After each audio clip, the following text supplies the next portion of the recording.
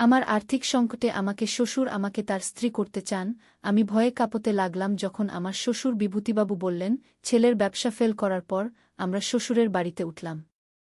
আর্থিক সংকটে একসাথে ছিলাম। একদিন রাতে স্বামী আমার সাথে ঝগড়া করে বেরিয়ে গেল। শ্বশুর আমাকে সান্ত্বনা দিতে এসে বললেন, আমার ছেলে তোমার মূল্য বোঝে না। আমি বুড়ো হয়েছি, কিন্তু আমার হৃদয় তোমাকে ভালোবাসে। আমার অবশিষ্ট জীবন আমি তোমাকে দিতে চাই। আমাকে বিয়ে করবে? আমরা নতুন করে জীবন শুরু করব, শ্বশুর বুমা নয়, স্বামী স্ত্রী হিসেবে। আমার স্বামীর ব্যবসা ফেল করার পর আমরা আর্থিক সংকটে পড়ে গিয়েছিলাম। বাড়ির ভাড়া দিতে না পেরে আমরা শ্বশুরবাড়িতে উঠে এসেছিলাম। শ্বশুর বিভূতিবাবু আমাদের স্বাগত জানিয়েছিলেন, অনেক সাহায্য করছিলেন। সেদিন রাতে আমার স্বামীর সাথে আমার ঝগড়া হয়েছিল। আর্থিক চাপের কারণে আমাদের দুজনেরই মেজাজ খিটখিটে হয়ে গিয়েছিল। ঝগড়া করে স্বামী বেরিয়ে গিয়েছিলেন। আমি বারান্দায় একা বসে কাঁদছিলাম। শ্বশুর এসে আমার পাশে বসলেন, আমাকে সান্ত্বনা দিতে লাগলেন। বললেন, কাঁদো না বুমা, সব ঠিক হয়ে যাবে গু। আমি ভেবেছিলাম তিনি বাবার মতো আমাকে সান্ত্বনা দিচ্ছেন, কিন্তু তারপর তিনি যা বললেন তাতে আমি স্তব্ধ হয়ে গেলাম। শ্বশুরবাবু, আমি চমকে উঠলাম। আপনি কি বলছেন? ঠিকই বলছি বুমা। বিভূতিবাবু আমার হাত ধরলেন। আমার ছেলে তোমার মূল্য বোঝে না।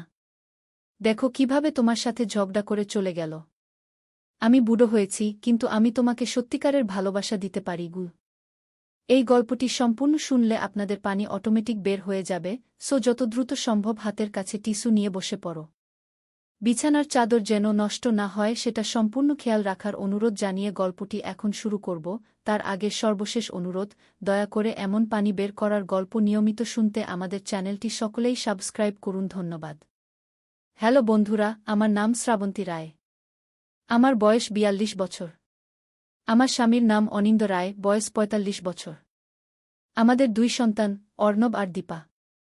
অর্ণব ১৯ বছর বয়সী, কলেজে পড়ে। দীপা ১২ বছর বয়সী, স্কুলে যায়। আমার স্বামী অনিন্দ একটি ছোট ব্যবসা চালাত। আমরা ভালোভাবেই চলে যাচ্ছিলাম, কিন্তু গত বছর হঠাৎ করেই তার ব্যবসা লোকসানে চলে গেল। আমরা যে ফ্ল্যাটে থাকতাম সেখানকার ভাড়া দিতে পারছিলাম না। শেষ পর্যন্ত আমরা তার বাবার বাড়িতে চলে এলাম। আমার শ্বশুর বিভূতিবাবু একটা বিশাল পুরনো বাড়িতে একা থাকতেন। বাড়িটা কলকাতার দক্ষিণ দিকে একটা প্রায় ভুলে যাওয়া পাড়ায়। বাড়িটা অনেক পুরনো, কমপক্ষে ১০০ বছরের বেশি বয়স। উনি আমাদের দেখে খুব খুশি হলেন। বললেন, বাড়িটা এতদিন একা একা কাটানো কষ্টকর ছিল। এখন তোমরা এসেছ, বাড়িটা আবার প্রাণ ফিরে পাবে গু। শ্বশুরবাড়িতে এসেই আমার মনে হল এটা একটা অন্য জগৎ। বাইরে থেকে বাড়িটা দেখতে নষ্ট আর পুরনো মনে হলেও ভেতরে ঢুকতেই অবাক হয়ে গেলাম। পুরনো কালের সাজসজ্জা, দামি আসবাবপত্র, বড় বড় ঝাড়লণ্ঠন, সবকিছুই অক্ষত অবস্থায় ছিল। এতদিন শ্বশুরবাড়ি আমরা ভালোমতো দেখিনি। শ্বশুর আমাদের নিজেদের মতো থাকার জন্য দোতলার একটা বড় রুম দিলেন। প্রথম কয়েকটা দিন ভালোই কাটল। অনিন্দ নতুন চাকরি খোঁজা শুরু করল। আমিও একটা স্কুলে পার্ট টাইম শিক্ষিকার চাকরি পেলাম। কিন্তু কিছুদিন পরেই অনিন্দর মেজাজ খারাপ হতে শুরু করল। কেন, আমি তা বুঝতে পারছিলাম না। সে রাতে বাড়ি ফিরত দেরি করে, কখনো কখনো অনেক রাত পর্যন্ত ফিরত না। আমাদের মধ্যে ঝগড়া বাড়তে লাগল। একদিন রাতে সে ফিরল মাঝরাতে। আমি জিজ্ঞেস করলাম, এত রাত পর্যন্ত কোথায় ছিলে? সে উত্তর দিল, তোমাকে বললে তুমি বুঝবে না গি। আমি রেগে গেলাম। বললাম, তাহলে বলার দরকার নেই। এভাবে চলতে থাকলে আমাদের সম্পর্ক টিকবে না গি। সে আমার দিকে অদ্ভুত চোখে তাকালো, যেন আমাকে চিনতে পারছে না। তারপর বেরিয়ে গেল ঘর থেকে। আমি বারান্দায় গিয়ে বসলাম, চোখে পানি নিয়ে। তখনই শ্বশুর এলেন। বললেন, কি হয়েছে বুমা? কাঁদছ কেন? আমি সব বললাম তাকে। তিনি শুনলেন মন দিয়ে। বললেন, এই বাড়িতে আসার পর থেকেই ওর ব্যবহার বদলে গেছে, তাই না? আমি অবাক হয়ে বললাম, হ্যাঁ।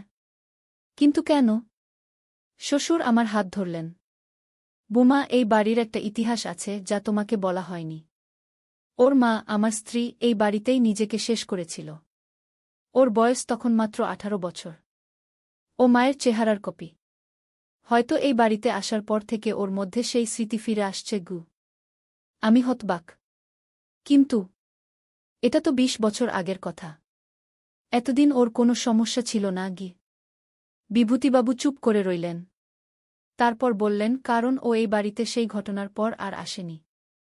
আমি একাই থাকি এখানে গু।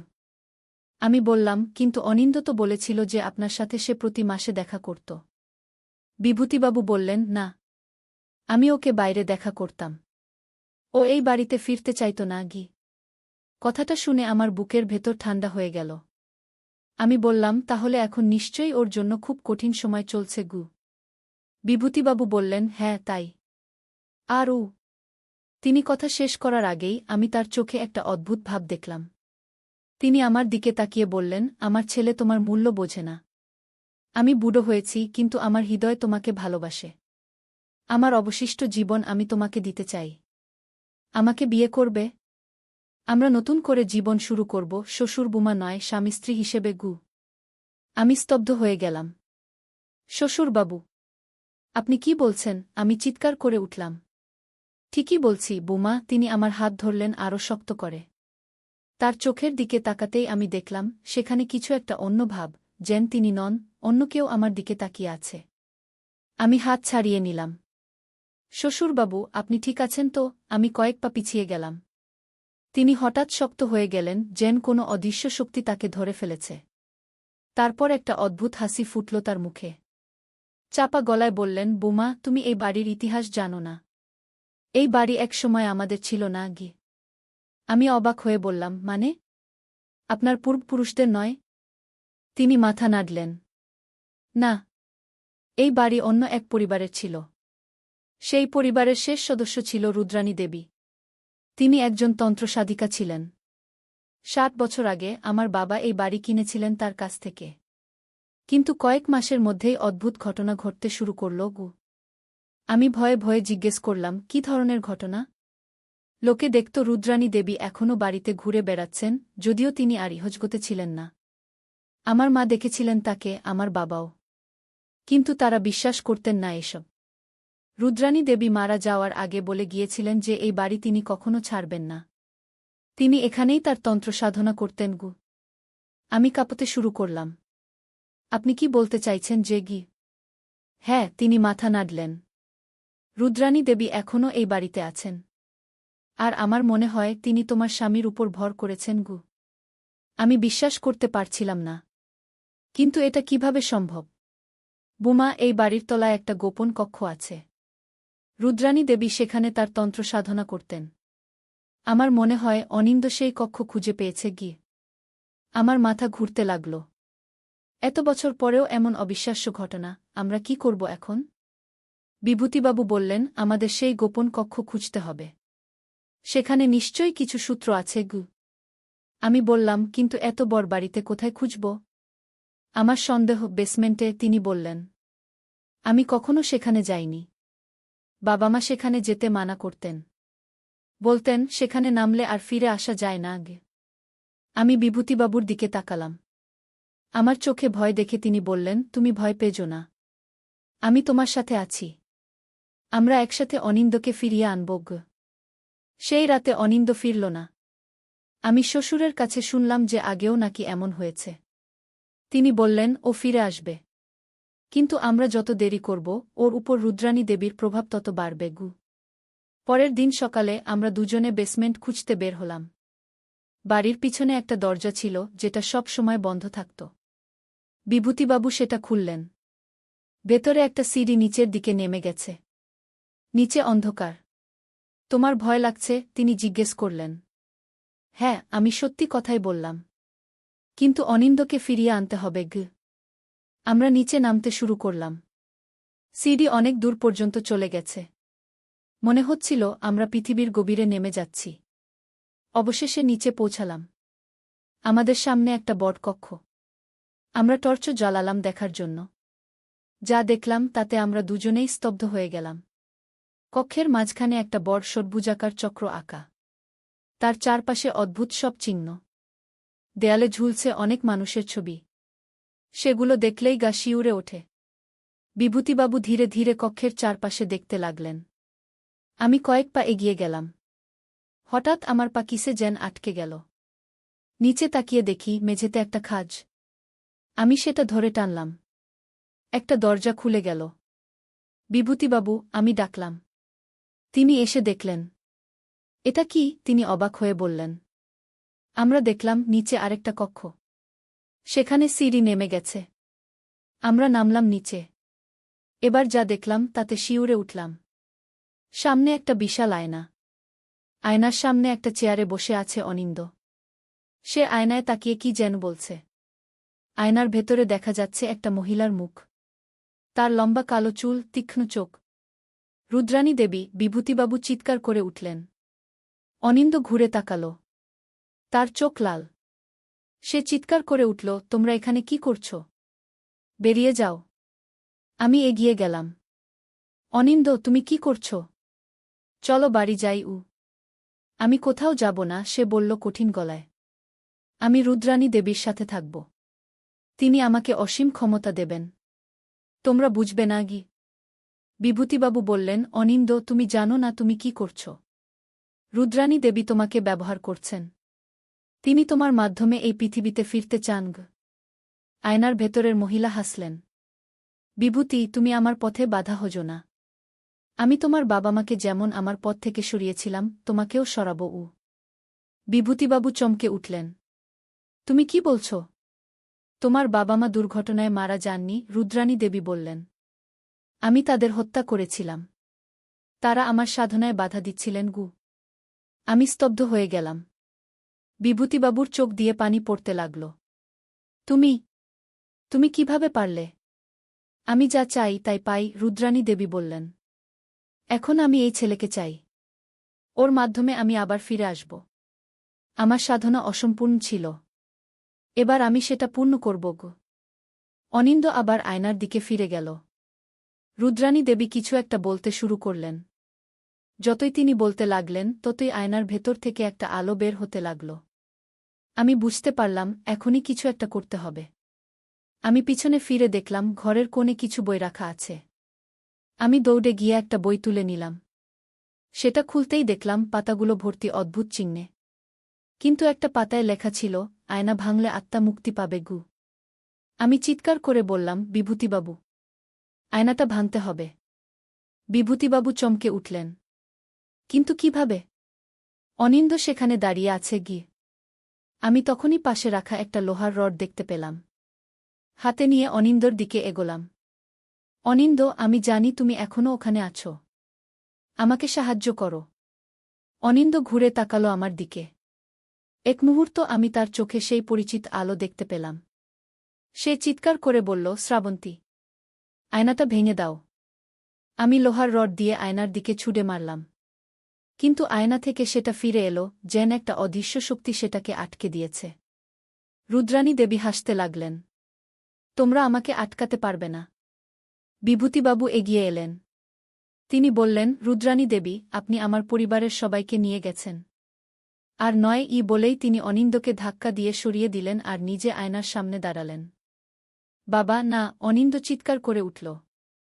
বিভূতিবাবু আয়নার দিকে তাকিয়ে বললেন, রুদ্রাণী দেবী, আমি জানি আপনি কেন এই বাড়ি ছাড়তে পারছেন না। আপনি ভয় পাচ্ছেন যে এই বাড়ি ছাড়লে আপনি শান্তি পাবেন না। কিন্তু এই বাড়িতে থেকেও আপনি শান্তি পাচ্ছেন না।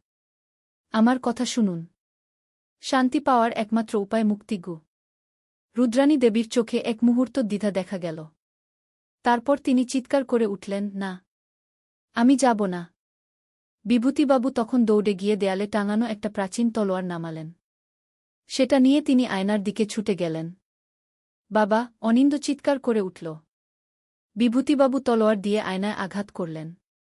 আয়না থেকে একটা তীব্র আলো বের হল, চারদিকে ছড়িয়ে পড়ল।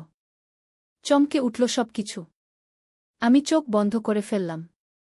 একটা প্রচণ্ড শব্দ হল, যেন কেউ চিৎকার করছে। কয়েক মিনিট পরে যখন আমি চোখ খুললাম, দেখলাম আয়না ভেঙে টুকরো টুকরো হয়ে গেছে। বিভূতিবাবু মেঝেতে পড়ে আছেন। অনিন্দ তার পাশে বসে কাঁদছে। আমি দৌড়ে গেলাম ওদের কাছে। বিভূতিবাবু, আমি ডাকলাম। বিভূতিবাবু ধীরে ধীরে চোখ খুললেন। বোমা, তুমি ঠিক আছো? হ্যাঁ, আমি বললাম। আপনি কেমন আছেন? আমি ঠিক আছি, তিনি বললেন। অনিন্দ? অনিন্দ তার বাবাকে জড়িয়ে ধরল। বাবা, আমাকে ক্ষমা করে দাও। আমি নিজের উপর নিয়ন্ত্রণ হারিয়ে ফেলেছিলাম। কোনো সমস্যা নেই, বিভূতিবাবু বললেন। এটা তোমার দোষ নয়। চলো এখান থেকে বের হই।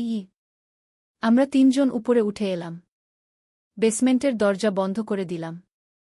অনিন্দ বলল, আমি সবকিছু মনে করতে পারছি। রুদ্রাণী দেবী আমাকে প্রভাবিত করেছিলেন। আমি সেই বেসমেন্ট খুঁজে পেয়েছিলাম একদিন। সেখানে আয়নাটা দেখতে পেয়ে কৌতূহলী হয়ে উঠি। যখন আয়নার সামনে দাঁড়ালাম দেখলাম রুদ্রাণী দেবীকে। তিনি আমাকে অসীম ক্ষমতার কথা বললেন। আমি বিশ্বাস করে ফেললাম। বিভূতিবাবু বললেন, রুদ্রাণী দেবী জানতেন যে তুমি আমার ছেলে। তিনি আমার পরিবারের প্রতি প্রতিশোধ নিতে চেয়েছিলেন। তিনি আমার বাবা-মাকে হত্যা করেছিলেন। আমার স্ত্রী, তোমার মা, আত্মহত্যা করেননি। তিনিও রুদ্রাণী দেবীর শিকার হয়েছিলেন। আমরা সবাই স্তব্ধ হয়ে এই ভয়ানক সত্য শুনলাম। অনিন্দ বলল, এখন আমরা কি করব? এখানে থাকা নিরাপদ নয়। বিভূতিবাবু বললেন, আমার মনে হয় রুদ্রাণী দেবী এবার চলে গেছেন। আয়না ভেঙে যাওয়ায় তার শক্তি নষ্ট হয়ে গেছে। কিন্তু নিশ্চিত হতে আমরা এক কাজ করতে পারি। কি? আমি জিজ্ঞেস করলাম। আমরা বাড়িটা বিক্রি করে দেব, তিনি বললেন। এই বাড়ির প্রত্যেকটা ইট রুদ্রাণী দেবীর স্মৃতি বহন করে। আমরা নতুন একটা বাড়ি কিনব, নতুন করে শুরু করব। অনিন্দ আমার দিকে তাকাল। শ্রাবন্তী, তুমি কি বলো? আমি হাসলাম। আমি মনে করি এটাই সবচেয়ে ভালো সিদ্ধান্ত হবে। 1 মাস পরের কথা। আমরা নতুন একটা বাড়িতে উঠে এসেছি। বাড়িটা ছোট, কিন্তু আমাদের জন্য যথেষ্ট। অনিন্দ আবার তার ব্যবসা শুরু করেছে, এবার আরও সাবধানে। আমি আমার শিক্ষকতার কাজ চালিয়ে যাচ্ছি। রাতে বারান্দায় বসে আমরা তিনজন চা পান করছিলাম। বিভূতিবাবু বললেন, জানো বৌমা, আমার মনে হয় রুদ্রাণী দেবী আমাদের একটা শিক্ষা দিয়ে গেছেন। কি শিক্ষা? আমি জিজ্ঞেস করলাম। যে সবসময় সামনে দেখা যায় না। কখনো কখনো আমাদের চারপাশের লোকেদের সাহায্যের প্রয়োজন হয়। নিজের উপর বেশি ভরসা করলে বিপদে পড়তে হয়। অনিন্দ বলল, আমি এখন বুঝতে পারি যে আমি কতটা ভুল করেছিলাম। আমার সাহায্যের প্রয়োজন ছিল, কিন্তু আমি স্বীকার করিনি। আমি দুজনের হাত ধরলাম। আমরা এখন একসাথে আছি, এটাই যথেষ্ট। সেই রাতের পর থেকে আমাদের জীবন আবার স্বাভাবিক হয়ে গেছে। কখনো কখনো যখন আমি একা থাকি, আমার মনে হয় কেউ যেন আমাকে দেখছে। কিন্তু ভয় পাই না। আমি জানি আমার পরিবার আমার সাথে আছে। আর সেই পুরনো বাড়ি, আমরা শুনেছি সেটা এখন খালি। কেউ কিনতে চায় না। বাড়ির সামনে দিয়ে যাওয়ার সময় লোকে দেখে জানালায় একটা মহিলার ছায়া দাঁড়িয়ে আছে, লম্বা কালো চুল উঠছে হাওয়ায়। কেউ কি এখনও সেখানে আছে? হয়তো। কিন্তু আমরা জানি আমাদের ভয় পাওয়ার কিছু নেই। কারণ আমরা একসাথে আছি, এবং সেটাই সবচেয়ে বড় শক্তি। একদিন আলী সাহেব সোহেলের অফিসে এলেন। সোহেল তাকে দেখে অবাক হয়ে গেল। স্যার, আপনি এখানে? হ্যাঁ সোহেল, তোমার অফিস একবার দেখতে চাইলাম। খুব সুন্দর হয়েছে। আলী সাহেব পুরো অফিস ঘুরে দেখলেন। কর্মচারীদের সাথে কথা বললেন। তারপর সোহেলের রুমে এসে বসলেন। সোহেল, তুমি অনেক দূর এসেছ। মনে আছে 7 বছর আগে তুমি যখন আমার অফিসে প্রথম এসেছিলে? চা বানানোর কাজ করতে? হ্যাঁ স্যার, সব মনে আছে। আমি গর্বিত যে আমি তোমাকে একটা সুযোগ দিয়েছিলাম। আর তুমি সেই সুযোগকে কাজে লাগিয়েছ। জানো সফলতার মূল সূত্র কি? কি স্যার? কঠোর পরিশ্রম, সততা আর হাল না ছাড়া। তোমার মধ্যে এই 3টা গুণই আছে। সোহেল চোখে জল নিয়ে বলল, আপনি না থাকলে আজ আমি এখানে পৌঁছাতে পারতাম না স্যার। না সোহেল, আমি শুধু একটা দরজা খুলে দিয়েছিলাম। ভেতরে ঢুকে পথ তৈরি করেছ তুমি নিজে। আলী সাহেব চলে যাওয়ার আগে বললেন, আমার একটা বড় প্রজেক্ট আছে। একটা 20 ফ্লোর বিজনেস টাওয়ার। আমি চাই তুমি এই প্রজেক্টে আমার সাথে পার্টনার হও। 50-50। রাজি? সোহেল অবাক হয়ে গেল। এত বড় প্রজেক্ট? স্যার, আমার কি যথেষ্ট সামর্থ্য আছে? আছে। আমি বিশ্বাস করি। সোহেল রাজি হয়ে গেল। এটা তার জীবনের সবচেয়ে বড় প্রজেক্ট হবে। 50 অধ্যায়, বড় চ্যালেঞ্জ। 20 ফ্লোর বিজনেস টাওয়ারের কাজ শুরু হল। এটা সোহেলের জীবনের সবচেয়ে বড় চ্যালেঞ্জ। প্রজেক্টের বাজেট প্রায় 10 করোড় টাকা। সোহেলকে 5 করোড় টাকা ইনভেস্ট করতে হবে। সোহেল তার সব সঞ্চয়ে ব্যাংক লোন আর কিছু ইনভেস্টর থেকে টাকা জোগাড় করল। এটা একটা বিশাল ঝুঁকি।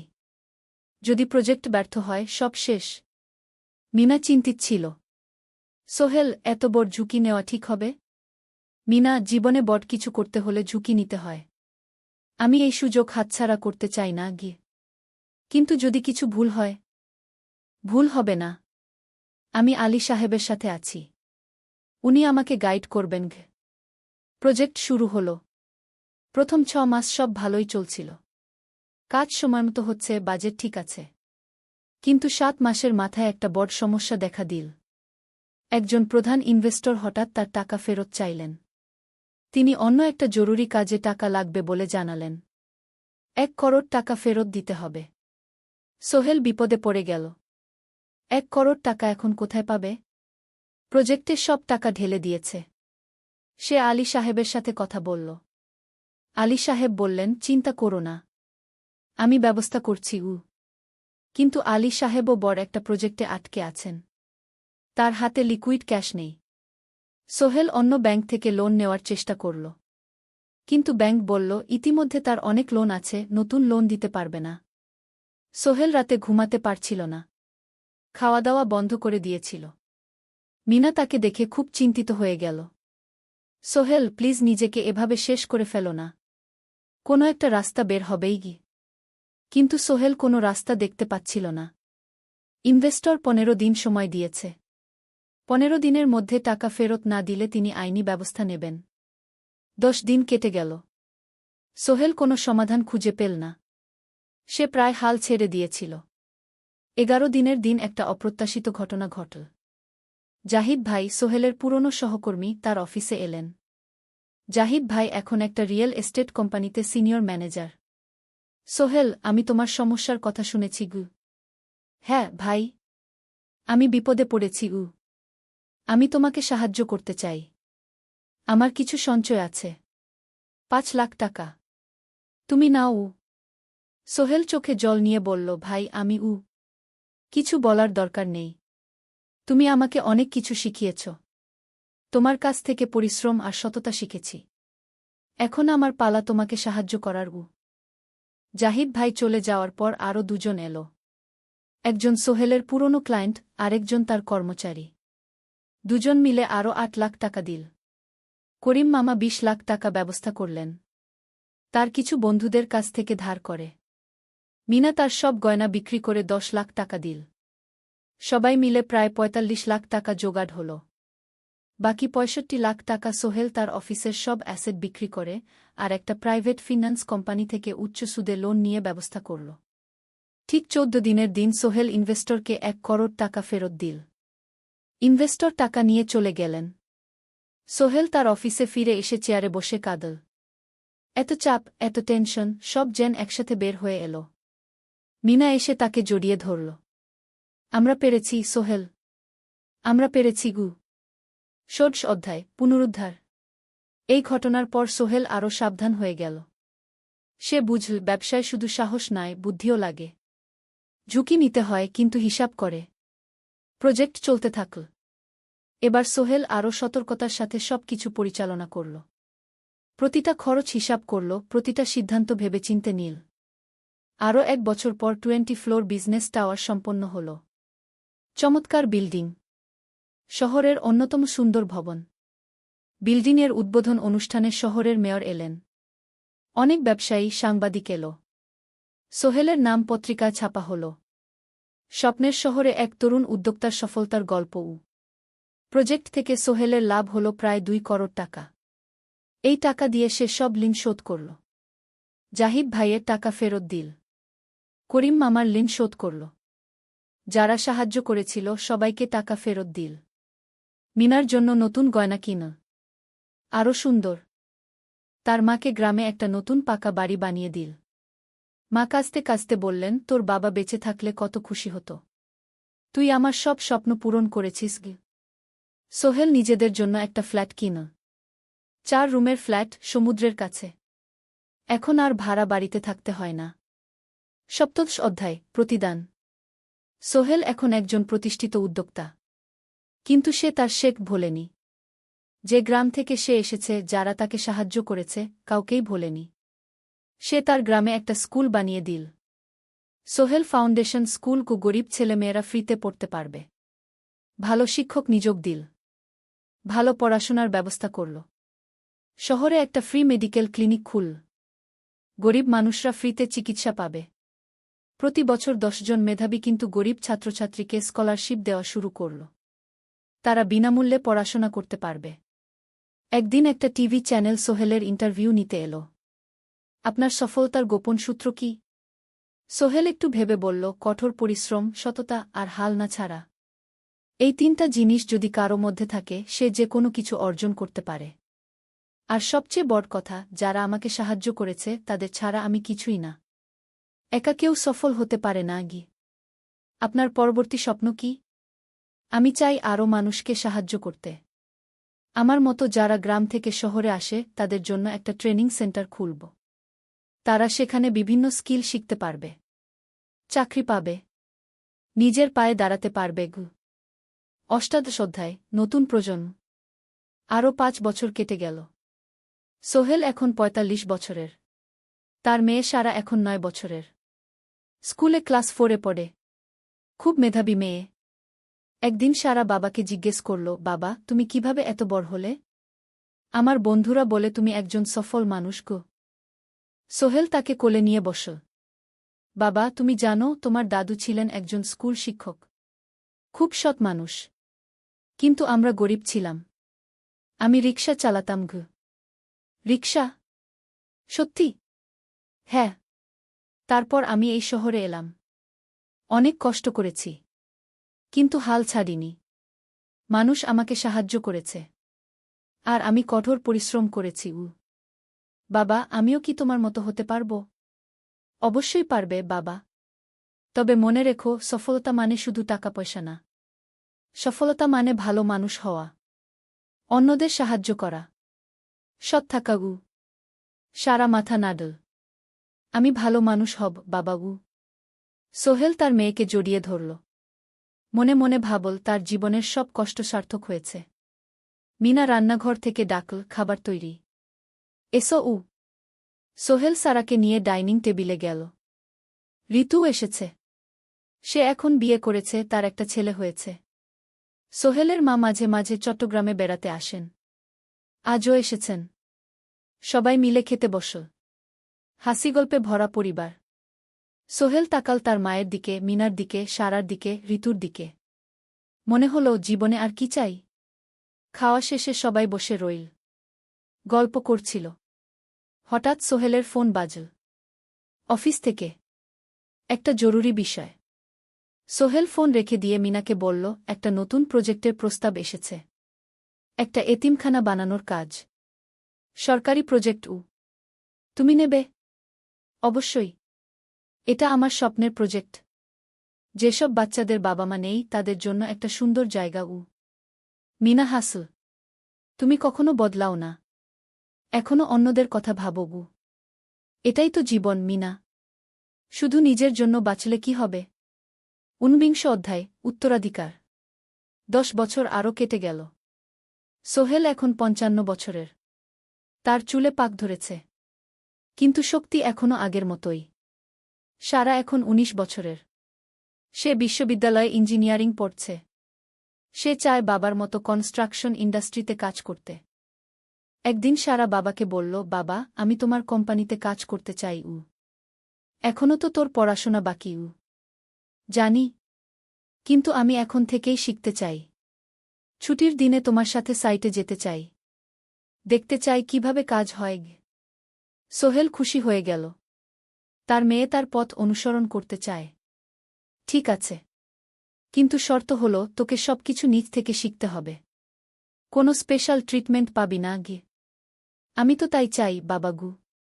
সারা তার বাবার সাথে কাজ শিখতে শুরু করল। সে দেখল কিভাবে শ্রমিকরা কাজ করে, কিভাবে ম্যাটেরিয়াল বাছাই করতে হয়, কিভাবে একটা প্রজেক্ট ম্যানেজ করতে হয়। সোহেল তাকে কোনো সহজ পথ দিল না। সারাকেও সবার মতো কষ্ট করতে হল। সাইটে রোদে দাঁড়িয়ে থাকতে হল। শ্রমিকদের সাথে কথা বলতে হল। কিন্তু সারা হাল ছাড়ল না। সে তার বাবার মেয়ে। পরিশ্রম করতে জানে। 3 বছর পর সারা গ্রাজুয়েট হল। সে সোহেলের কোম্পানিতে জুনিয়র প্রজেক্ট ম্যানেজার হিসেবে যোগ দিল। সোহেল ধীরে ধীরে সারাকে বড় দায়িত্ব দিতে শুরু করল। সারা তার বাবার মতোই সৎ, পরিশ্রমী। 20 অধ্যায়, সমাপ্তি নয়, নতুন শুরু। আরও 5 বছর পর সোহেল এখন 60 বছরের। সে সিদ্ধান্ত নিল, এবার অবসর নেওয়ার সময় এসেছে। কোম্পানির দায়িত্ব সারাকে দেবে। একটা অনুষ্ঠান করা হল। সোহেল আনুষ্ঠানিকভাবে কোম্পানির চেয়ারম্যান পদ থেকে অবসর নিল। সারা হল নতুন ম্যানেজিং ডিরেক্টর। সোহেল তার বক্তব্যে বলল, আমি যখন এই শহরে এসেছিলাম আমার পকেটে ছিল মাত্র 5,000 টাকা, একটা ছোট্ট ব্যাগ, আর অনেক স্বপ্ন।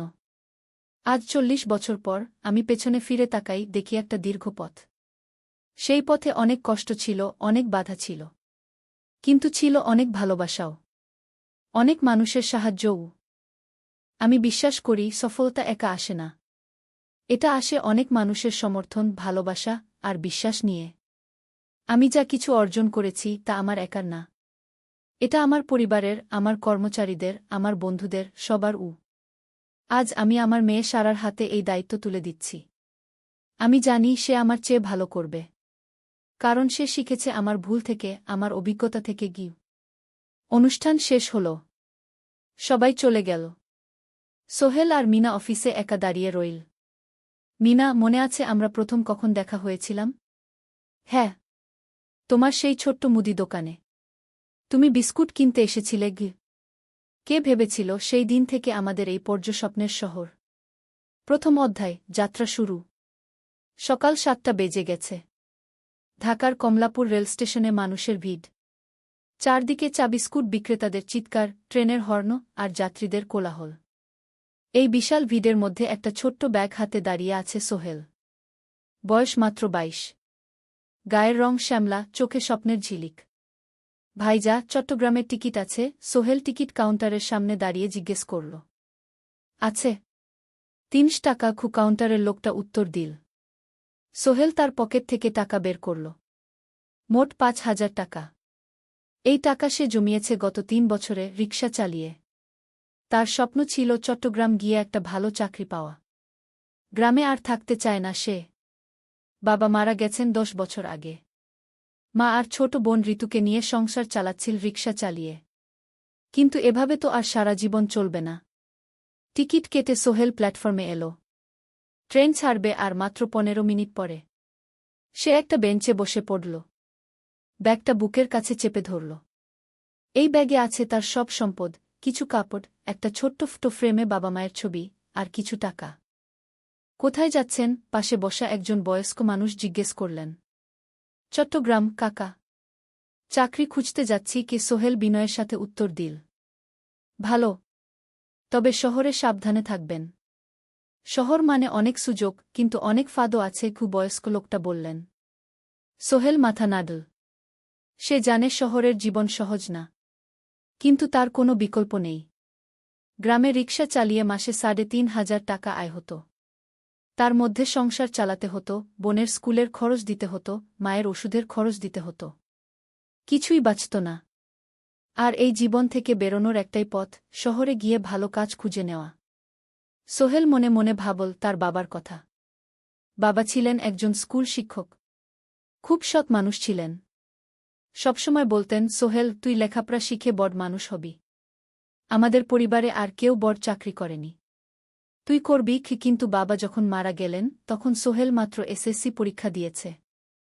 ফলাফল ভালো হয়েছিল, জিপিএ অর্ধচতু। কিন্তু বাবার মৃত্যুর পর আর পড়া হল না। পরিবারের দায়িত্ব নিতে হল।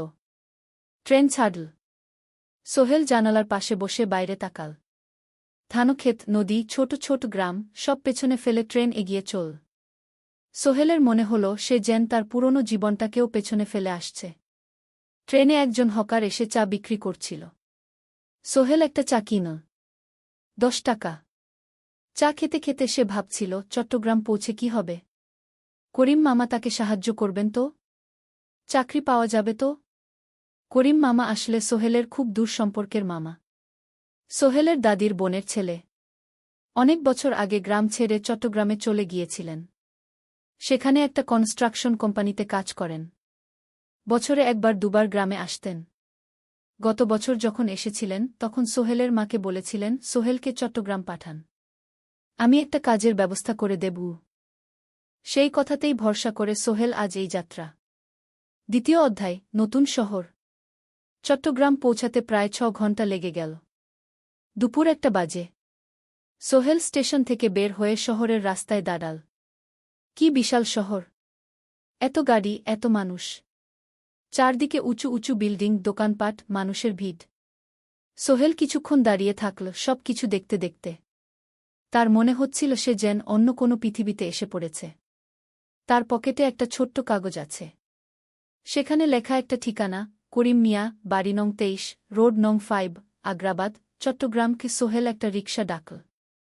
কত নেবেন আগ্রাবাদ যেতে? 50 টাকা গু। সোহেল রিকশায় উঠল। রাস্তার দুধারে দোকান, মার্কেট, অফিস, সব কিছু দেখতে দেখতে সে অবাক হয়ে গেল। এত বড় শহর, এত কিছু! গ্রামের সেই ছোট্ট বাজারের সাথে কোনো তুলনাই হয় না।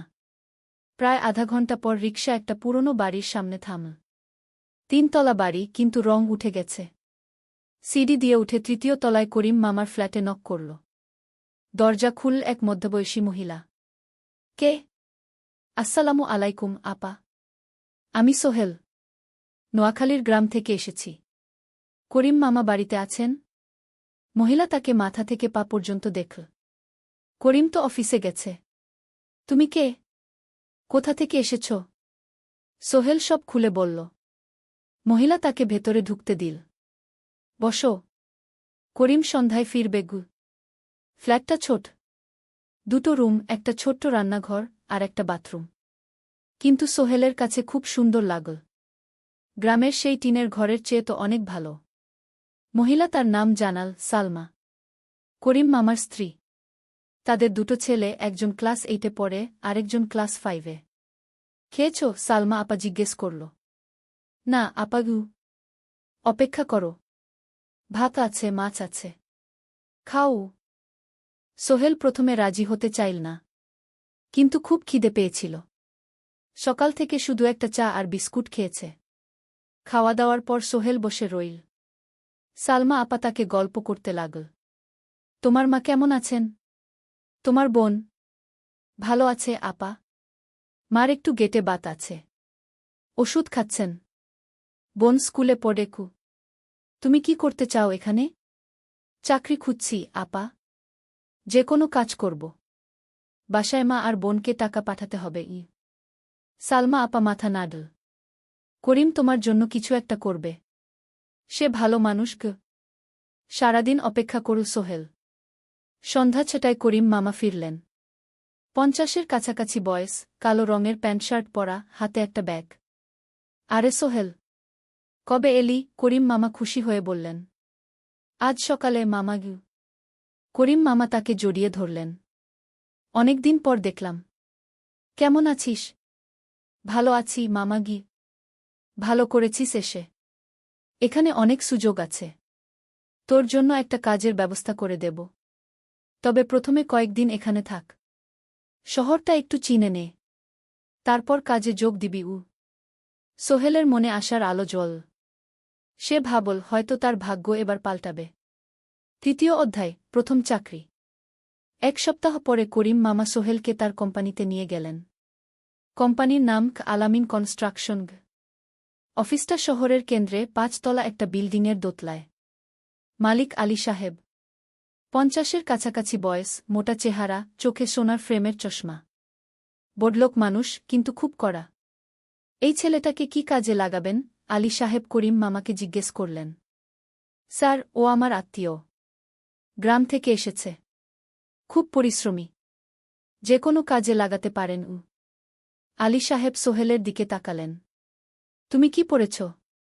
Sir, SSC pass. জিপিএ অর্ধচতু। হুম। ভালো। কম্পিউটার চালাতে পারো? না স্যার, পারি না। কিন্তু শিখতে চাই। আলী সাহেব একটু ভাবলেন। ঠিক আছে। তোমাকে অফিসের কাজে রাখব। ফাইল গুছানো, চা বানানো, কাগজপত্র নিয়ে যাওয়া না, এসব। মাসে 5,000 টাকা। রাজি আছো? জি স্যার। সোহেল খুশি হয়ে গেল। 5,000 টাকা। রিকশা চালিয়ে 3,500 পেত। এখানে 5,000। কাজ শুরু হলো পরদিন থেকে। সকাল 8টায় অফিসে যেতে হয়, ফিরতে হয় সন্ধ্যা 7টায়। প্রথম দিন সোহেল ঘুম থেকে উঠল ভোর 5টায়। তৈরি হয়ে 7:30টায় অফিসের উদ্দেশ্যে বের হল। করিম মামার বাড়ি থেকে অফিস প্রায় 5 কিলোমিটার। বাসে যেতে হয়। অফিসে পৌঁছে সোহেল দেখল সেই প্রথম আলী সাহেব এখনও আসেননি। অফিস খোলা ছিল না। 8-10 মিনিট পর একজন লোক এসে অফিস খুল। তুমি নতুন? জি। আমি সোহেল। আমি Zahid, assistant manager. SO. Zahid ভাই সোহেলকে সব কিছু দেখাল। অফিসে মোট 6 জন কর্মচারী। 2 জন ইঞ্জিনিয়ার, একজন অ্যাকাউন্ট্যান্ট, একজন অ্যাসিস্ট্যান্ট ম্যানেজার, জাহিদ ভাই, একজন রিসেপশনিস্ট, আর এখন সোহেল। সোহেলের কাজ শুরু হলো চা বানানো দিয়ে। তারপর অফিস পরিষ্কার করা, ফাইল গুছানো, কাগজপত্র এক জায়গা থেকে আরেক জায়গায় নিয়ে যাওয়া। কাজ কঠিন না, কিন্তু সারাদিন দৌড়ঝাঁপ করতে হয়। দুপুরে খাবারের জন্য আধা ঘন্টা বিরতি। সোহেল একটা ছোট হোটেলে গিয়ে ভাতরাল তরকারি খেল। 50 টাকা। সন্ধ্যায় অফিস বন্ধ হল। সোহেল ক্লান্ত হয়ে বাসায় ফিরল। কেমন লাগল প্রথম দিন? করিম মামা জিজ্ঞেস করলেন। ভালো মামা। অনেক কিছু শিখলাম। প্রথম মাসের শেষে সোহেল বেতন পেল 5,000 টাকা। সে 3,000 টাকা মাকে পাঠাল। মা ফোনে কাঁদতে লাগলেন। আল্লাহ তোকে ভালো রাখুক সোহেল। সোহেলের চোখেও জল এলো। তার মনে হল সে একটা বড় কাজ করতে পেরেছে। চতুর্থ অধ্যায়, শহরের জীবন। 3 মাস কেটে গেল। সোহেল এখন শহরের সাথে মিশে গেছে। প্রতিদিন অফিসে যাও আসার পথে সে দেখে হাজারো মানুষের জীবন। কেউ সফল, কেউ ব্যর্থ, কিন্তু সবাই চলছে নিজের পথে। সোহেল অফিসের কাজের পাশাপাশি কম্পিউটার শেখার চেষ্টা করছে। অফিসে একটা কম্পিউটার আছে। যখন কেউ ব্যবহার করে না, তখন সোহেল একটু একটু শিখার চেষ্টা করে। জাহিদ ভাই তাকে সাহায্য করেন। সোহেল, তুমি যদি কম্পিউটার ভালোভাবে শিখতে পারো, তাহলে তোমার ভবিষ্যৎ উজ্জ্বল। জাহিদ ভাই একদিন বললেন। কিভাবে শিখব ভাই? ট্রেনিং সেন্টারে যাও। সন্ধ্যায় ক্লাস আছে। মাসে 2,000 টাকা লাগবে গে। সোহেল ভাবল, 2,000 টাকা অনেক, কিন্তু এটা বিনিয়োগ, ভবিষ্যতের জন্য। সে একটা ট্রেনিং সেন্টারে ভর্তি হল। সপ্তাহে 3 দিন, সন্ধ্যা 7:30 থেকে রাত 9টা পর্যন্ত ক্লাস। কম্পিউটারের basic, MS Word, Excel, PowerPoint, internet ব্যবহার। একদিন অফিস থেকে ফেরার সময় সোহেল একটা দোকানে চা খেতে গেল। দোকানের পাশেই একটা ছোট্ট মুদি দোকান। সেখানে একটা মেয়ে বসে আছে। বয়স হবে 20-এর কাছাকাছি। সাদাসিধে চেহারা, সাদা শাড়ি পরা, কিন্তু চোখে এক ধরনের দৃঢ়তা। ভাইজা, 1 প্যাকেট বিস্কুট দেন কি? সোহেল বলল। মেয়েটা বিস্কুট দিল। 20 টাকা। সোহেল টাকা দিয়ে যাচ্ছিল, হঠাৎ মেয়েটা বলল, আপনি নতুন এসেছেন এই এলাকায়, তাই না? হ্যাঁ। 3 মাস হল। কিভাবে বুঝলেন? আপনার চেহারা দেখেই বোঝা যায়। এখনও গ্রামের ছোঁয়া আছে। আর আপনি প্রতিদিন এই পথ দিয়ে যান। দেখেছি কি? মেয়েটা হাসল। সোহেলও হেসে ফেল। আপনি খুব পর্যবেক্ষক মনে হচ্ছে গি। জীবনে অনেক কিছু দেখেছি, তাই মানুষকে চিনতে শিখেছি গি। আপনার নাম? মিনা। এই দোকান আমার বাবার। উনি অসুস্থ, তাই আমি দেখছি গু। সেদিন থেকে সোহেল প্রায়ই সেই দোকানে যেতে শুরু করল। মিনার সাথে গল্প করত। ধীরে ধীরে তাদের মধ্যে একটা বন্ধুত্ব তৈরি হল। মিনাও তার জীবনের গল্প বলল। মিনার মা মারা গেছেন যখন সে মাত্র 7 বছরের।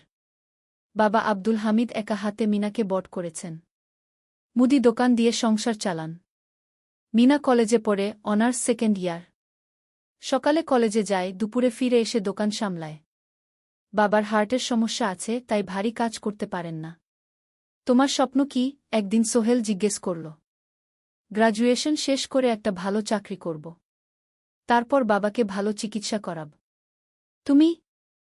আমিও চাকরি করে পরিবারকে ভালোভাবে দেখভাল করতে চাই। মা আর বোনকে নিয়ে শহরে আনব একদিন গু। দুজনেই নিজেদের স্বপ্নের কথা বলতে গিয়ে বুঝল তাদের স্বপ্ন অনেকটা একই রকম। পঞ্চম অধ্যায়, বিপদ। 6 মাস কেটে গেল। সোহেল এখন আলী সাহেবের খুব প্রিয় কর্মচারী। সে শুধু চা বিস্কুট দেওয়ার কাজই করে না, এখন কম্পিউটারেও কিছু কাজ শিখেছে। ছোটখাটো টাইপিং, ডেটা এন্ট্রি এসব করতে পারে। আলী সাহেব খুশি হয়ে তার বেতন বাড়িয়ে 8,000 টাকা করে দিয়েছেন। একদিন রাতে সোহেল অফিস থেকে ফিরছিল। সেদিন একটু দেরি হয়ে গেছে। রাত প্রায় 9টা। সাধারণত সোহেল সন্ধ্যা 7:30টায় ফিরে। কিন্তু সেদিন অফিসে একটা জরুরি কাজ ছিল। বাস থেকে নেমে সোহেল বাড়ির দিকে হাঁটছিল। হঠাৎ একটা অন্ধকার গলিতে 3 জন লোক তাকে ঘিরে ধরল। তাদের চেহারা দেখেই বোঝা যাচ্ছিল ভালো উদ্দেশ্য নিয়ে আসেনি। টাকা দে, তাড়াতাড়ি, একজন বলল। তার হাতে একটা ছুরি। সোহেল ভয় পেয়ে গেল। ভাই, আমার কাছে খুব কম টাকা আছে গি। যা আছে দে, তাড়াতাড়ি করো। সোহেল কাঁপতে কাঁপতে তার পকেট থেকে 5 টাকা বের করে দিল। এই টাকা দিয়ে সে বাজার করবে ভেবেছিল। কিন্তু ছিনতাইকারীরা সন্তুষ্ট হল না। শুধু 5 টাকা? তোর ব্যাগে কি আছে? তারা সোহেলের ব্যাগ কেড়ে নিল। ব্যাগে ছিল তার মোবাইল, কম্পিউটার ট্রেনিং সেন্টারের সার্টিফিকেট আর কিছু গুরুত্বপূর্ণ কাগজপত্র। না ভাই, ব্যাগটা ফেরত দেন। ওতে আমার জরুরি জিনিস আছে। মোবাইল নিয়ে নেন, কিন্তু ব্যাগটা দেন গু। কিন্তু ওরা শুনল না। একজন সোহেলকে জোরে ধাক্কা দিল। সোহেল পড়ে গেল। মাথা রাস্তার কংক্রিটে ধাক্কা লেগে গেল। রক্ত বের হল। 3 জন দৌড়ে পালিয়ে গেল। কিছুক্ষণ সোহেল অজ্ঞান হয়ে পড়ে রইল। তারপর ধীরে ধীরে জ্ঞান ফিরল। মাথায় প্রচণ্ড ব্যথা। সে উঠে দাঁড়ানোর চেষ্টা করল, কিন্তু মাথা ঘুরছিল। কোনোমতে একটা দেয়াল ধরে দাঁড়াল। একজন পথচারী তাকে দেখে থামল। কি হয়েছে ভাই? ছিনতাই হয়েছে গি? এসো, আমি তোমাকে হাসপাতালে নিয়ে যাই। কিন্তু সোহেল রাজি হল না।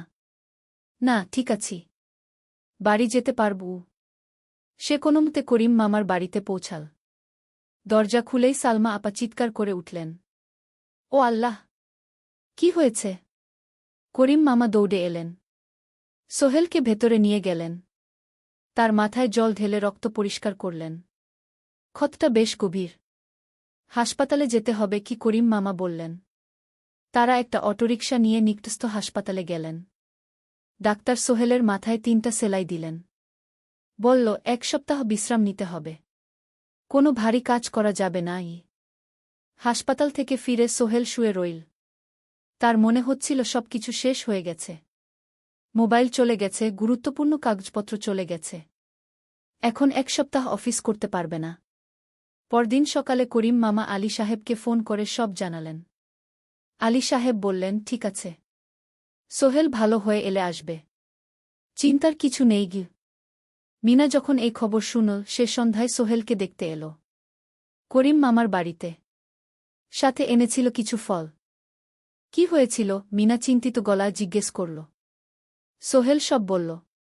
মিনা রেগে গেল। এই শহরে এখন অনেক অপরাধ বেড়ে গেছে।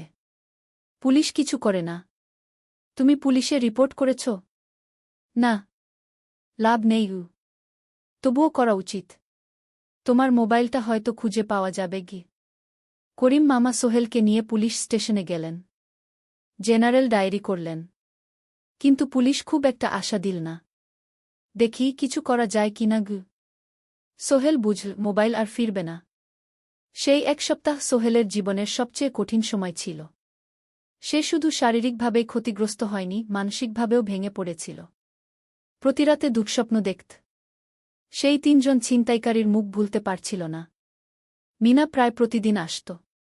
তাকে সাহস দিত। তুমি হাল ছেড়ো না সোহেল। জীবনে এরকম খারাপ সময় আসে।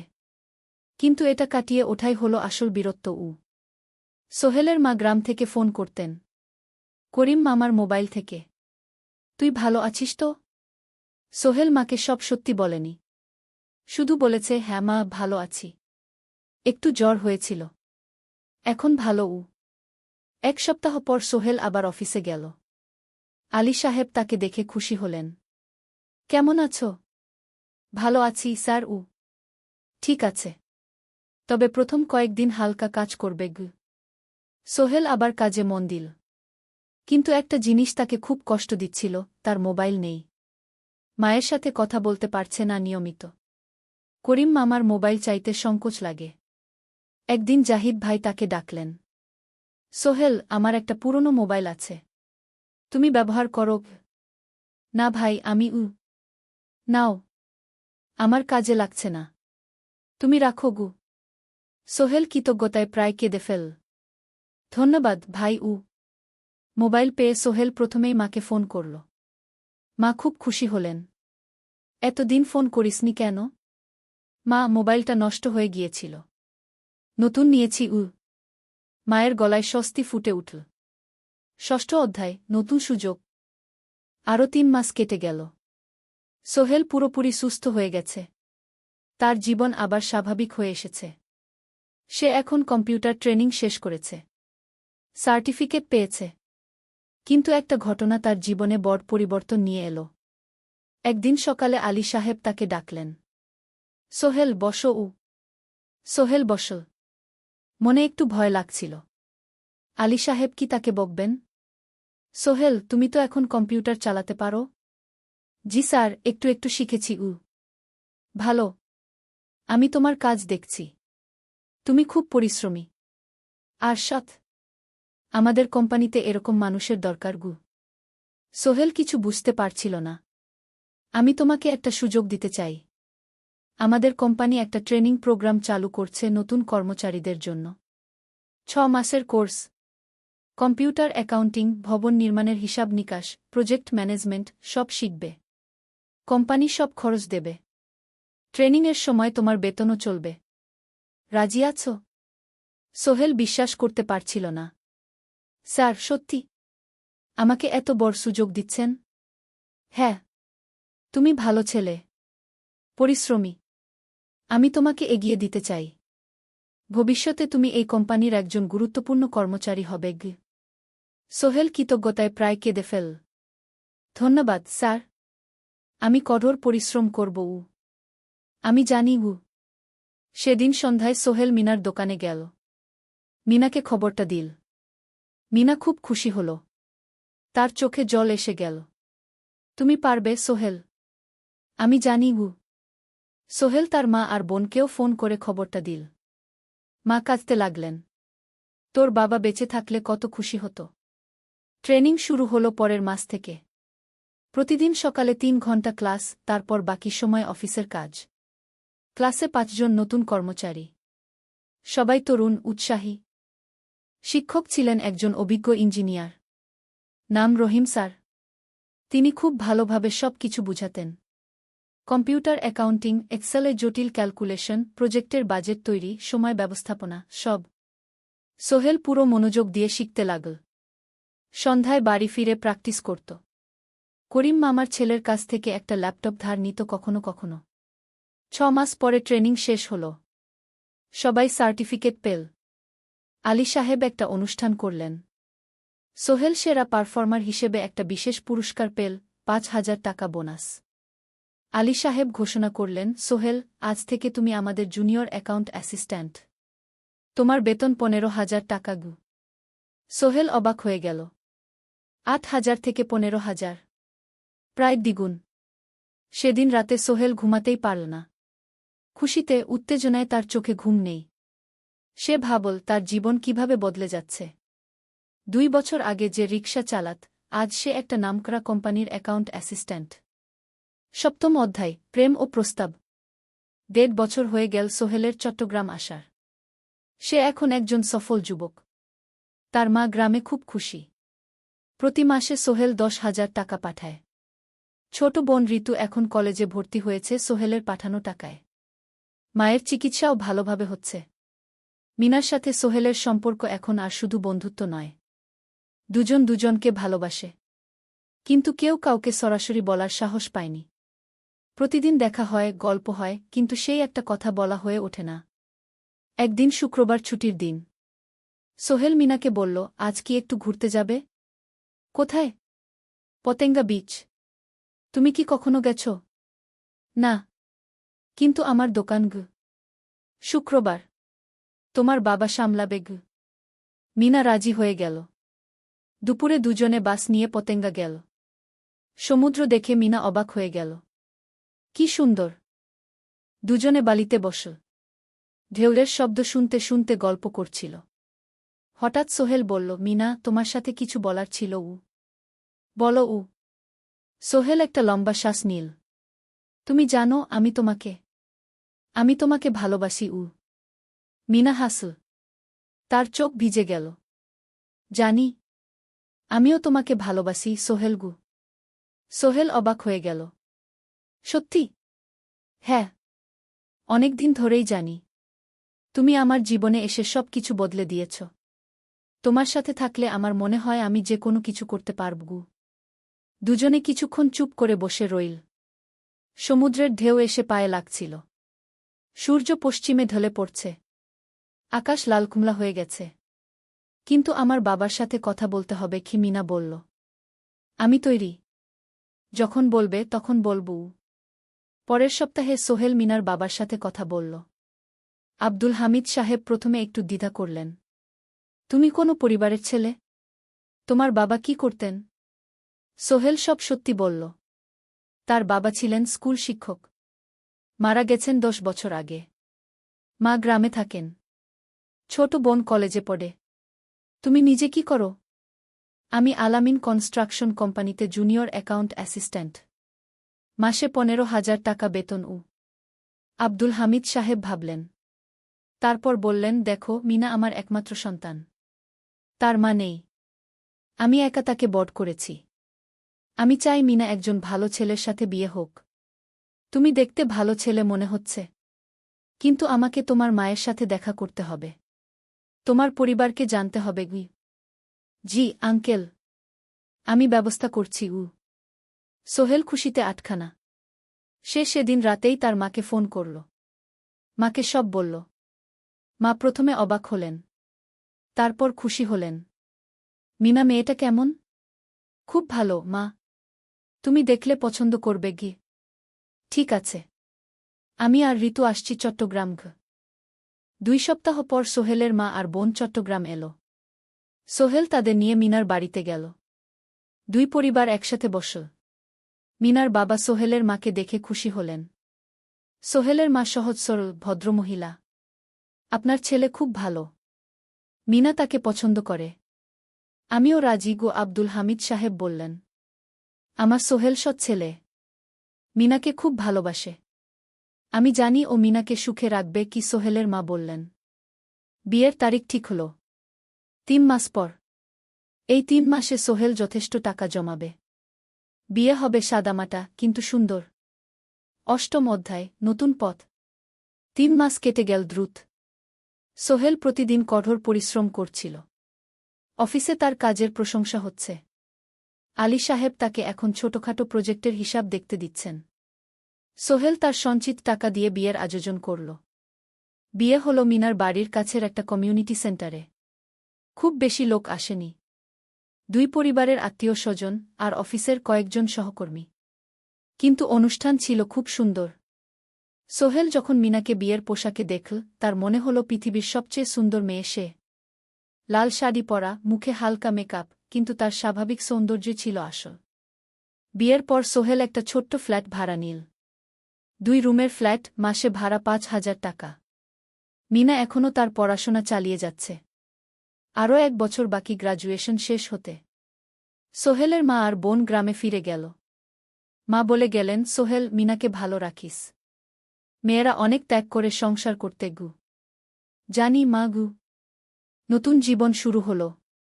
সোহেল সকালে অফিসে যায়, সন্ধ্যায় ফেরে। মিনা সকালে কলেজে যায়, দুপুরে ফিরে রান্না করে, ঘর গোছায়। সন্ধ্যায় দুজনে একসাথে বসে পড়াশোনা করে, গল্প করে, টিভি দেখে। জীবন সুন্দর ছিল। কিন্তু চ্যালেঞ্জও ছিল। মাসিক খরচ, ভাড়া 5,000, বাজার 3,000, বিদ্যুৎ গ্যাস 1,000, মায়ের জন্য 5,000, মিনার কলেজের খরচ 1,200। মোট প্রায় 14,000 টাকা। বাঁচত মাত্র 1,000 খানেক। কিন্তু সোহেল হাল ছাড়ল না। সে সন্ধ্যায় একটা কম্পিউটার ট্রেনিং সেন্টারে পার্ট টাইম পড়ানো শুরু করল। সপ্তাহে 3 দিন 2 ঘন্টা করে। এতে মাসে আরও ৩,০০০ টাকা আসতে লাগল। মিনাও বসে থাকল না। সে বাড়িতে বসে কয়েকজন স্কুলের ছাত্রছাত্রীকে টিউশন পড়াতে শুরু করল। মাসে ২,০০০ টাকা আয়। এভাবে কেটে গেল ৬ মাস। দুজন মিলে পরিবার চালাচ্ছে, স্বপ্ন দেখছে। একদিন সোহেল বলল, মিনা, আমি একটা নতুন স্বপ্ন দেখছি গু। কি? আমি নিজে একটা ছোট্ট কনস্ট্রাকশন কোম্পানি খুলতে চাই। ছোট ছোট প্রজেক্ট নেব। বাড়ি মেরামত, ছোট বিল্ডিং বানানো, এসব। তোমার কি যথেষ্ট অভিজ্ঞতা আছে? আছে। আমি ২ বছর ধরে এই কাজের সাথে জড়িত। অনেক কিছু শিখেছি। আর আলী সাহেবও আমাকে সাহায্য করবেন গু। কিন্তু টাকা কোথায়? কোম্পানি খুলতে তো অনেক টাকা লাগবে গি। আমি জমাচ্ছি। আরও ১ বছর কাজ করব। তারপর চেষ্টা করব। মিনা তাকে সমর্থন দিল। তুমি পারবে। তোমার মধ্যে সেই শক্তি আছে গি। নবম অধ্যায়, চ্যালেঞ্জের সময়। কিন্তু ভাগ্য সবসময় অনুকূলে থাকে না। সোহেল যখন স্বপ্ন দেখছিল নিজের কোম্পানি খোলার, তখনই একটা বড় সমস্যা এলো। আলী সাহেবের কোম্পানি একটা বড় প্রজেক্ট পেয়েছিল। একটা ১০তলা বিল্ডিং বানানোর কাজ। কিন্তু প্রজেক্টের প্রধান ইনভেস্টর হঠাৎ পালিয়ে গেল। তিনি কোম্পানির কাছ থেকে প্রায় ৫০ লাখ টাকা নিয়ে গেছেন, কিন্তু কাজ শেষ হয়নি। কোম্পানি বড় ক্ষতির মুখে পড়ল। আলী সাহেব অনেক কর্মচারীকে ছাঁটাই করতে বাধ্য হলেন। প্রায় ১০ জনকে চাকরি থেকে বাদ দিলেন। বাকিদের বেতন কমাতে হল। সোহেলকে আলী সাহেব ডেকে বললেন, সোহেল, আমি তোমাকে রাখতে চাই। তুমি বিশ্বস্ত কর্মচারী। কিন্তু তোমার বেতন কমাতে হবে। ১৫,০০০ থেকে ১০,০০০। সোহেল মনে মনে চিন্তায় পড়ে গেল। ১০,০০০ টাকায় সংসার চলবে কিভাবে? মায়ের খরচ, ভাড়া, বাজার সব মিলিয়ে তো ১৪,০০০ টাকা লাগে। কিন্তু সে কিছু বলল না। ঠিক আছে স্যার। বাড়ি ফিরে সোহেল মিনাকে সব বলল। মিনা চিন্তিত হয়ে গেল। এখন কি হবে? চিন্তা করো না।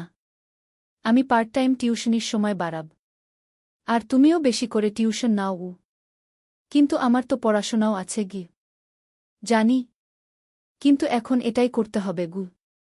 সোহেল সন্ধ্যায় আরও ২টো জায়গায় পার্ট টাইম কাজ খুঁজল। একটা দোকানের সন্ধ্যায় হিসাব দেখার কাজ পেল। মাসে ২,০০০ টাকা। আরেকটা জায়গায় সপ্তাহান্তে কম্পিউটার রিপেয়ারের কাজ পেল। মাসে ১,৫০০ টাকা। মিনাও ৩ জন নতুন স্টুডেন্ট নিল টিউশনে। তার আয় বাড়ল ২,০০০ থেকে ৩,৫০০। কঠিন সময় ছিল। সোহেল সকাল ৮টায় অফিসে যেত, সন্ধ্যা ৬টায় ফিরত। তারপর একটু বিশ্রাম নিয়ে ৭:৩০ বের হতো পার্ট টাইম কাজে।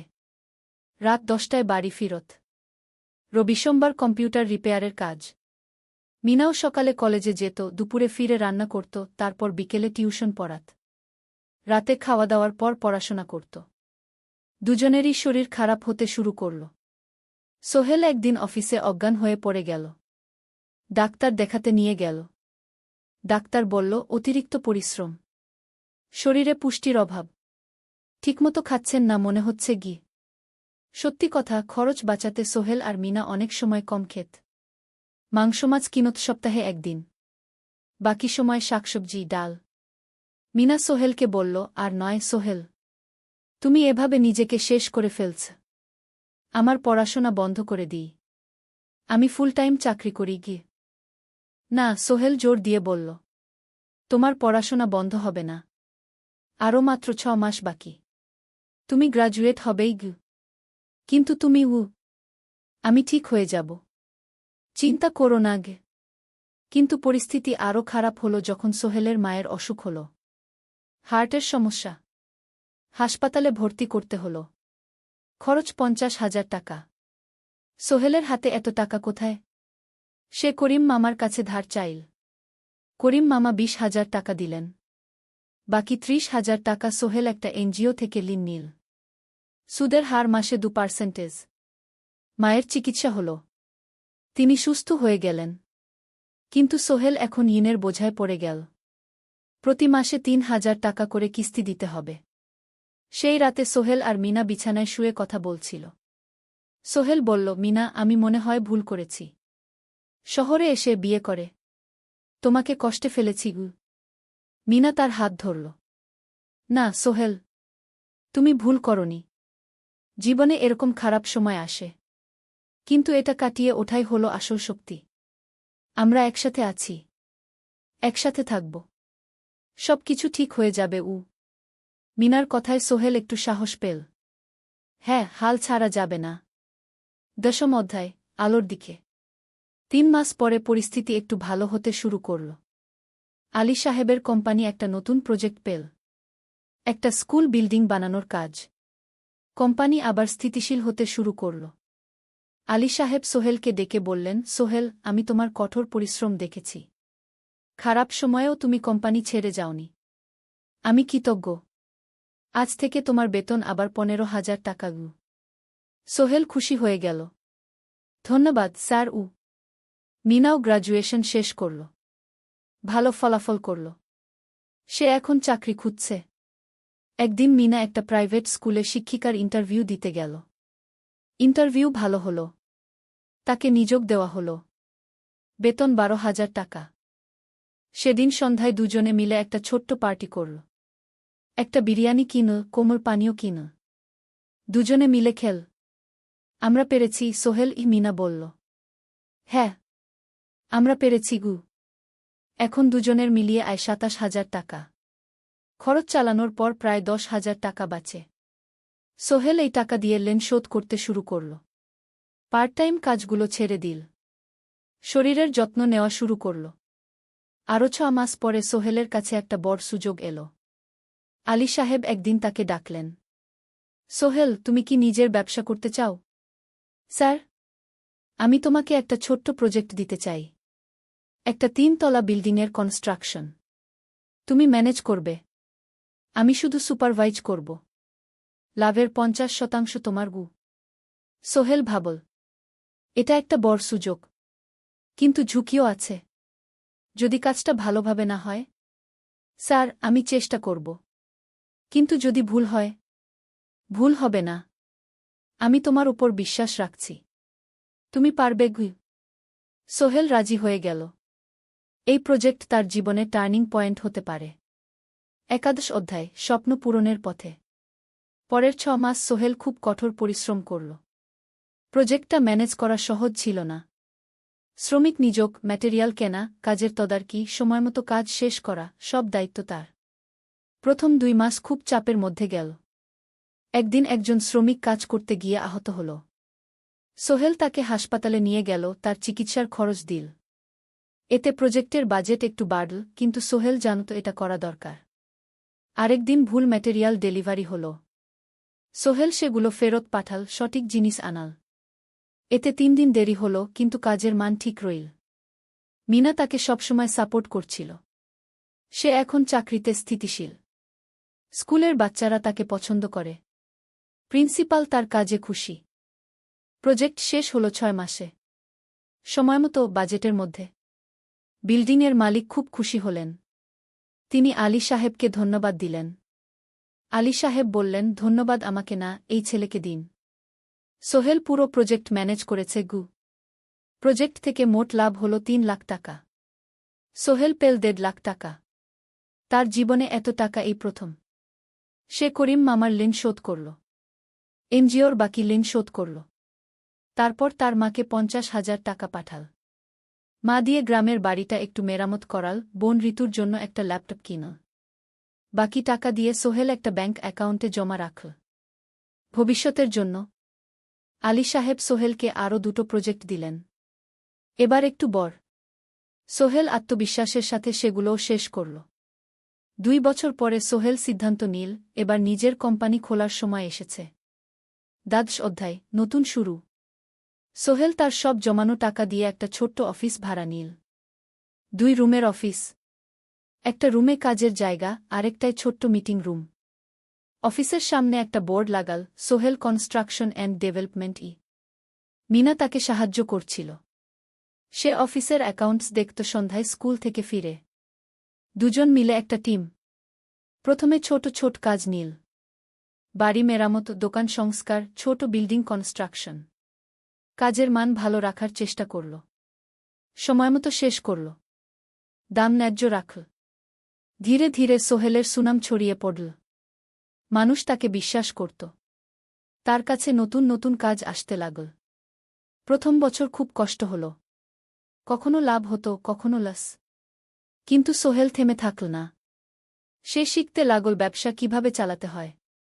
দ্বিতীয় বছরে পরিস্থিতি ভালো হল। সোহেল এখন ৩ জন স্থায়ী কর্মচারী নিযোগ দিল। একজন ইঞ্জিনিয়ার, একজন সুপারভাইজার, একজন অফিস সহায়ক। তৃতীয় বছরে একটা বড় প্রজেক্ট পেল। একটা স্কুল বিল্ডিং বানানোর কাজ। ৫ তলা বিল্ডিং। সোহেল পুরো মনোযোগ দিয়ে কাজটা করল। শ্রমিকদের ভালো বেতন দিল, ভালো ম্যাটেরিয়াল ব্যবহার করল, সময়মতো কাজ শেষ করল। স্কুল কর্তৃপক্ষ খুব খুশি হল। তারা সোহেলের কাজের প্রশংসা করল। এই প্রজেক্ট থেকে সোহেল প্রায় ৫ লাখ টাকা লাভ করল। এই টাকা দিয়ে সে আরও ভালো একটা অফিস নিল। আরও কর্মচারী নিযোগ দিল। এখন তার কোম্পানিতে ১০ জন স্থায়ী কর্মচারী। প্রজেক্ট অনুযায়ী আরও শ্রমিক নিযোগ দেওয়া হয়। ত্রয়োদশ অধ্যায়, পরিবার।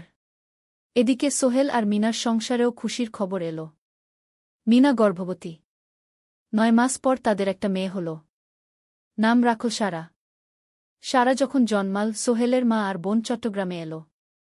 মা ১ মাস থেকে গেলেন। মিনাকে সাহায্য করলেন। সোহেল এখন একটা বড় ফ্ল্যাট ভাড়া নিয়েছে। ৩ রুমের ফ্ল্যাট। একটা রুমে সোহেল, মিনা, একটায় সারা, আরেকটায় অতিথি রুম। মায়ের জন্য সোহেল সিদ্ধান্ত নিল তাকে চট্টগ্রামে নিয়ে আসবে। গ্রামে একা থাকা ঠিক না। কিন্তু মা রাজি হলেন না। না বাবা, আমি গ্রামেই থাকব। এখানে আমার পরিচিত মানুষ আছে। তোর বোনকে নিয়ে যা। ও ঢাকায় পড়ছে, চট্টগ্রামে এনে ভালো কোথাও ভর্তি করিয়ে দেগি। সোহেল তাই করল। ঋতুকে চট্টগ্রাম বিশ্ববিদ্যালয়ে ভর্তি করিয়ে দিল। ঋতু এখন সোহেলের ফ্ল্যাটে থাকে, বিশ্ববিদ্যালয়ে পড়ে। সোহেলের মনে হল তার জীবন এখন পরিপূর্ণ। স্ত্রী, মেয়ে, বোন সবাই তার কাছে। ব্যবসা ভালো চলছে। মা গ্রামে সুখে আছেন। চতুর্দশ অধ্যায়, সফলতার শিখরে। ৫ বছর কেটে গেল। সোহেল এখন একজন সফল উদ্যোক্তা। তার কোম্পানি কি সোহেল কনস্ট্রাকশন অ্যান্ড ডেভেলপমেন্ট এখন চট্টগ্রামে বেশ পরিচিত। প্রায় ৩০ জন কর্মচারী তার অধীনে কাজ করে। সোহেল এখন শুধু ছোট প্রজেক্ট করে না, বড় বড় প্রজেক্টও করে। একটা ৮ তলা বিজনেস কমপ্লেক্স বানানোর কাজ পেয়েছে। একটা হাসপাতাল বিল্ডিং বানাচ্ছে। মিনা এখনও স্কুলে পড়ায়। সে এখন ভাইস প্রিন্সিপাল। সাথে সোহেলের কোম্পানির অ্যাকাউন্টস ম্যানেজার। দুজন মিলে ব্যবসা চালা। সারা এখন ৪ বছরের। স্কুলে ভর্তি হয়েছে। খুব চালাক মেয়ে। ঋতু বিশ্ববিদ্যালয় থেকে গ্রাজুয়েট হয়ে একটা ব্যাংকে চাকরি পেয়েছে। একদিন আলী সাহেব